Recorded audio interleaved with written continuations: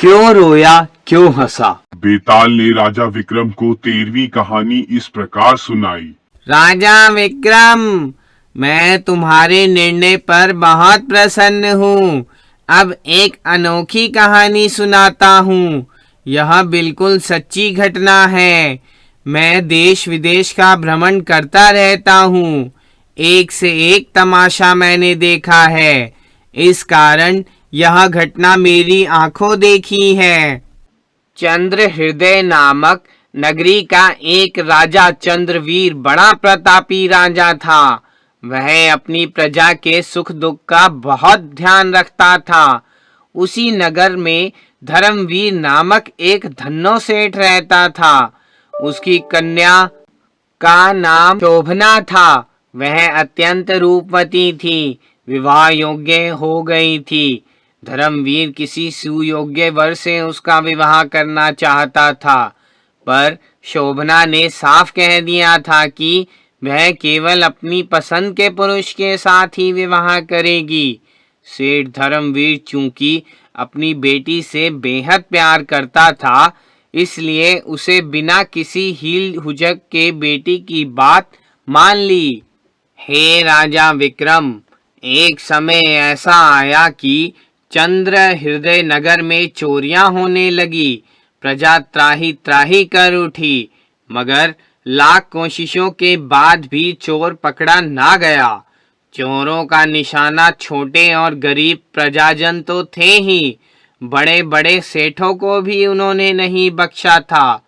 तब नगर के सभी धनवानों ने राजा चंद्रवीर से फरियाद की।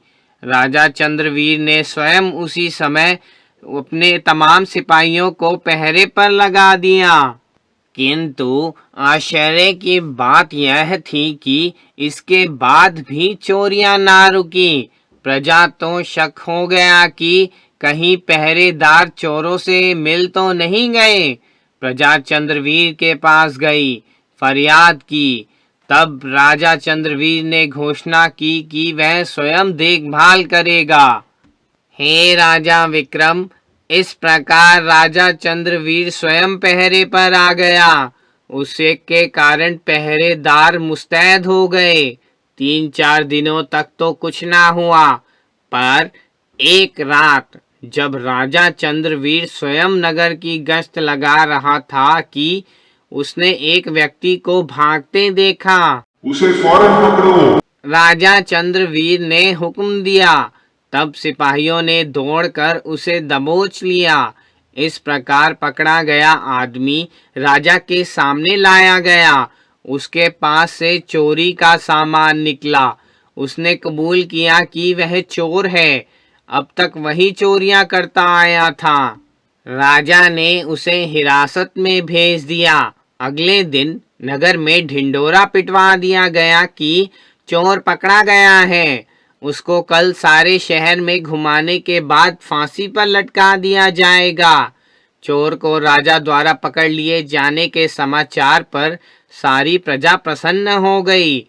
जब उस चोर को नगर परिक्रमा के लिए निकाला गया तो हे राजा विक्रम, सारा नगर उसे देखने के लिए टूट पड़ा। स्त्रियां अपने घरों के झरोकों और छतों पर आ गई।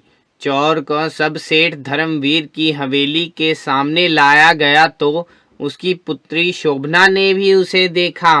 वह चोर को देखते ही उस पर मोहित हो गई। तुरंत दौड़कर धर्मवीर के पास गई और बताया कि वह उस चोर से विवाह करना चाहती है। बेटी की यह बात सुनकर सेठ धर्मवीर अवाक रह गया। यह तुम क्या कह रही हो बेटी?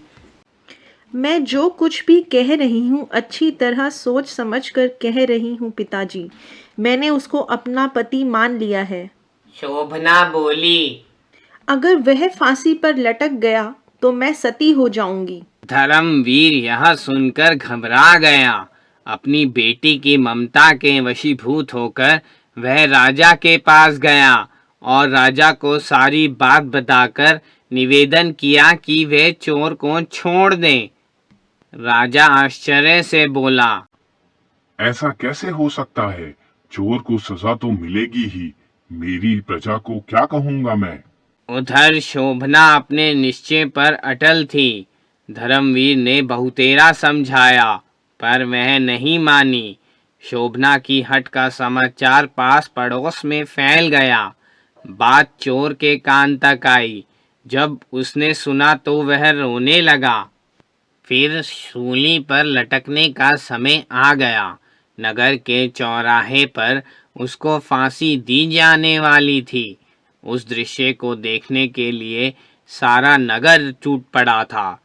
उसे शूली के पास लाया गया। ठीक इसी समय शोभना वहां आ गई। उसने वह बाल बिखरा रखे थे, वियोगिनी का वश वेश बना रखा था। उसने घोषणा की चोर को वह अपना पति मान चुकी है, इस कारण उसके साथ सती होगी। हे राजा विक्रम, तब नगर के अनेक युवक शोभना को समझाने लगे, मगर उसने किसी की बात नहीं मानी। वह तो अपनी जिद पर अड़ी थी। चोर को जब पता चला तो वह ठठा कर हंस पड़ा कि वह सती होने वाली है। फिर उसे शूली पर लटका दिया गया। हे राजा विक्रम, शोभना अपनी घोषणा के अनुसार उस चोर की मृत देह को अपनी गोद में रखकर सती हो गई। उसने अपना वचन निभाया। यह अजूबा मैंने स्वयं अपनी आंखों से देखा है। इसके बावजूद मैं आज तक यह नहीं समझ पाया कि चोर शोभना के प्यार की खबर पाकर रोया क्यों, सती होने के इरादे पर ठठाकर हंसा क्यों। उसे तो शोभना के प्यार की खबर पाकर खुश होना था और सती होने की सूचना पर रोना था। यह बात उल्टा कैसे हो गई, तुम ही बताओ, इसका कारण क्या था? राजा विक्रम कुछ देर सोचने विचारने के बाद बोला, बेताल, गुणे की कीमत गुणवान ही करता है। जब चोर को यह पता चला कि महासेठ धर्मवीर की पुत्री शोभना उससे प्यार करती है तो अपनी तकदीर पर रोया कि अगर शोभना का प्यार पकड़े जाने से पहले मिल जाता तो शायद वह सुधर जाता, एक भला आदमी बन जाता। सती की बात पर हंसा क्यों? पूछा बेताल ने। उसका ठहाका ठीक था। शोभना की मूर्खता पर उसको हंसी आई। मान ना मान, मैं तेरा मेहमान। स्त्री की बुद्धि भी क्या होती है। शोभना की मूर्खता पर हंसा। उसका सती होना त्रिया चरित्र का एक हिस्सा था, इस कारण वह ठठा कर हंसा। मेरा तो यही मत है। तुम ठीक कहते हो राजा विक्रम। बेताल अट्टहास कर उठा। उसका भयानक अट्टहास उस सुनसान में दूर दूर तक बिखर गया। इसी समय वह पूरी ताकत से उछला और विक्रम के कंधे से उतरकर हवा में तैरता चला गया। विक्रम ने क्रोध में म्यान से तलवार खींच ली और तेजी से उसके पीछे झपटा, मगर अपने ठिकाने पर पहुंचने से पहले अब बेताल भला उसके हाथ कहाँ आने वाला था।